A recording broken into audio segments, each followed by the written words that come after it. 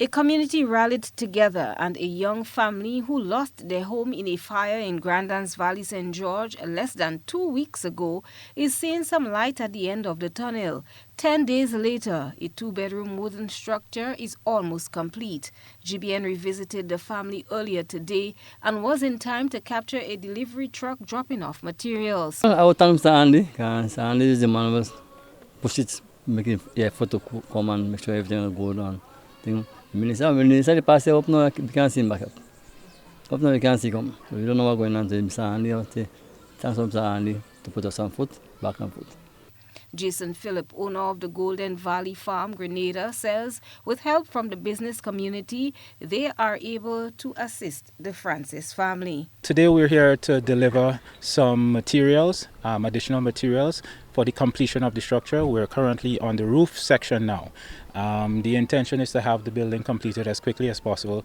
As you know, though we're in the dry season, we're still getting intermittent rain. So we've already completed most of the structure, and at this point it's now to complete the roof. So this material here today, it's part of the roofing, the galvanized, and so will be here soon. Andy Williams, owner of Hotspot Supermarket, is spearheading this initiative. Said before, it's people that are new, people that shop by me all the time. You know, Anthony Francis worked with me for a number of years, you know. And when I saw who it was, I like, you know what, Andy, you have to go and give a helping hand, you know. And the idea was to ask people in the community, even businesses and so. We did up to the foundation, we did the siding, we cut the windows, everything already. So right now we have materials for the roof and shelter solution. The sponsors on galvanized for us. So by let's say this weekend, everything should be completed. Members of the community were instrumental in rebuilding a new home for the family. This yielded another positive for one young man in the area whose assistance did not go unnoticed. One individual in particular really stood out, and it's a young man, Emmanuel Jeffries.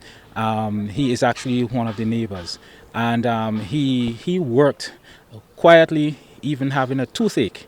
And he came out for the past 3 days that we did most of the heavy lifting, and he carried most of the ply and lumber up the hill, and it was so impressive. And so we needed to have someone, and in fact we were looking for someone over the past couple of weeks, and he stood out so well that more or less after having a brief discussion with him, we hired him on the spot.